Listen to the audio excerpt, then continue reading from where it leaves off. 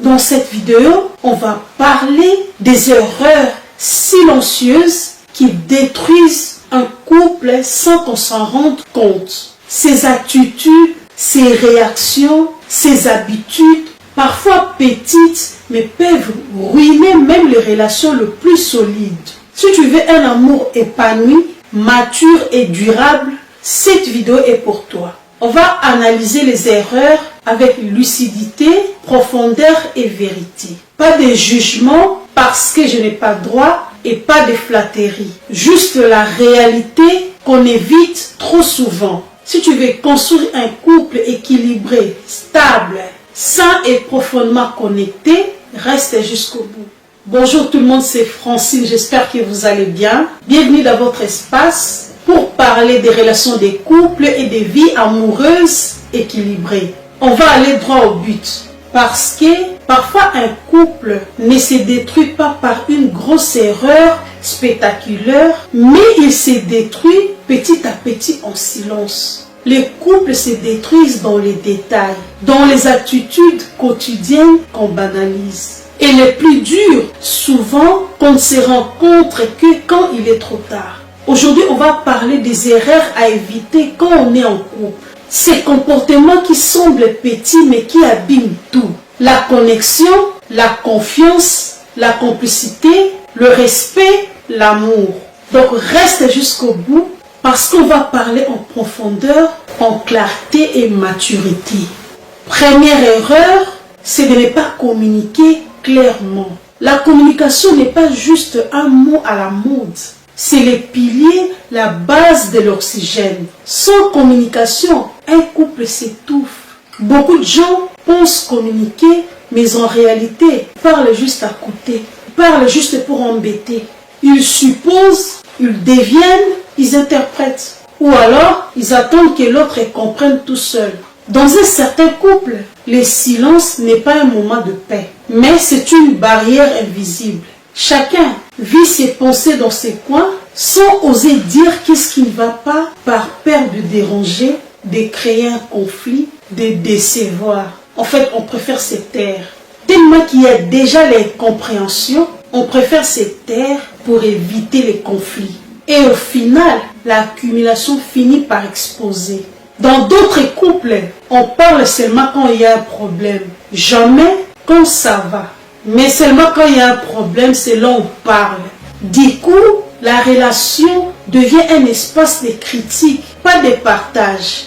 Si tu es en couple, clarifie ce que tu ressens, mais pas en attaque, pas en accusant, juste en disant la vérité avec calme. Pas du genre, tu fais ça toujours, voilà ce que je ressens. Choisis le bon moment pour parler. Tous les sujets ne se règlent pas en chaud. Écoute pour comprendre, pas juste pour répondre. Parce que tu écoutes juste pour répondre après. Mais tu peux écouter pour juste comprendre. Ça ne te rend pas petit. Au contraire, ça te rend sage. Il y a aussi l'erreur de négliger des petites attentions. Ce qui construit un couple, ce n'est pas seulement des grands gestes. Ce sont les détails. Les paroles, les regards, les attentions qui montrent que tu comptes.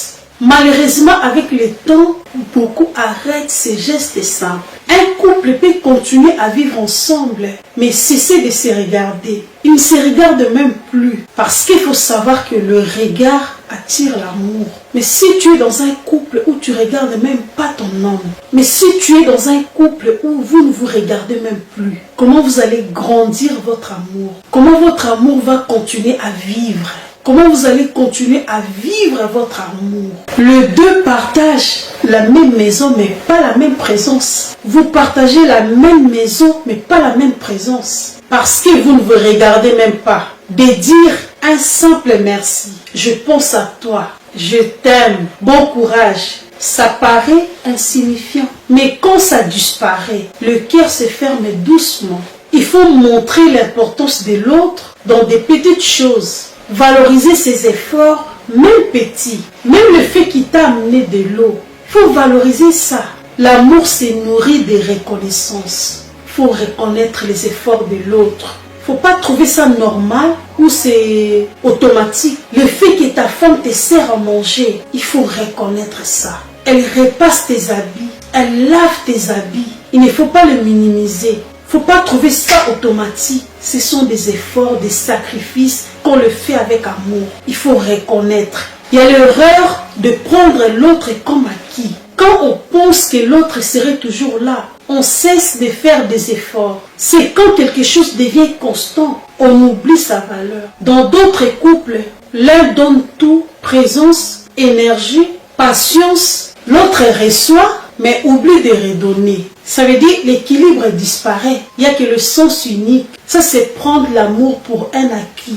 Mais l'amour n'a jamais été garanti de cette manière. Quand tu reçois, de la même manière que tu reçois l'amour, de la même manière qu'il faut redonner aussi l'amour. Lorsque le respect se baisse, même lentement, l'amour en souffre. L'autre commence à baisser le respect, très masqué. L'amour en souffre. Pas toujours brillamment, parfois en silence. N'essaie jamais de séduire la personne avec qui tu es. Pas dans le sens artificiel, mais dans le sens du cœur. Sois intentionnel. Il faut savoir que l'amour est un verbe. Il demande action. L'erreur de gérer un conflit comme un combat. Dans les couples, le problème n'est pas le conflit. Le problème, c'est la manière de se disputer. Il ne faut pas que les conflits deviennent des compétitions. Qui aura le dernier mot? Qui a raison? Qui a gagné? Alors que dans un couple, si l'un gagne, ça veut dire que les deux perdent. Parce que ce n'est pas un combat où on cherche qui va gagner. Si une seule personne a gagné, ça veut dire que les deux perdent. Dans un couple, on ne gagne pas. On trouve des compromis, des solutions. Si tu cherches à gagner, ça veut dire que vous deux vous perdez. Bon, il y a d'autres couples qui fuient les conflits pour éviter les discussions. Mais ils oublient, mais ce qu'on ne règle pas finit toujours par revenir plus grand. Dis-toi ceci, le problème ce n'est pas toi, ce n'est pas moi. Le problème c'est lui-même et on va régler ça ensemble. Focalise-toi sur la solution, pas sur la faute. Nous avons l'erreur de ne pas entretenir la connexion émotionnelle. On peut vivre ensemble mais ne plus être connecté. Mais c'est souvent là que tout commence à se casser. On vit ensemble, mais on n'est plus connecté. Mais c'est souvent là que tout commence à se casser. Les couples deviennent logiques. Qui paye quoi? Qui fait quoi? Qui gère quoi? C'est tout. La complicité disparaît. L'âme de l'amour s'éteint. La conversation devient mécanique. Tu as acheté ça? Tu as fait ça? Tu as géré ça? Et là, on ne partage plus les cœurs. Seulement des informations.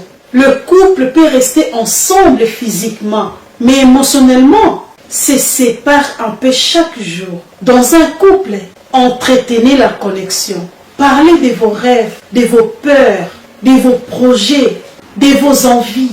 Partagez votre monde intérieur. Conclusion, les couples n'est pas une évidence. C'est une construction, une responsabilité, une bénédiction qui demande maturité, patience et intention. Personne ne mérite un amour négligé. Personne ne mérite une relation ou une existence plus. Et toi non plus. Alors prends soin de ton amour. Protège ce que Dieu t'a confié. Bâtis un couple qui respire la paix, la vérité et la sincérité. Tu mérites un amour vrai, profond, équilibré et durable. Si ce message vous a touché, abonnez-vous, laissez un like et partagez avec quelqu'un qui cherche encore sa voie. Merci d'écouter et n'oubliez pas de liker, de vous abonner et de me laisser un petit commentaire. C'était les conseils d'une grande dame. Ciao!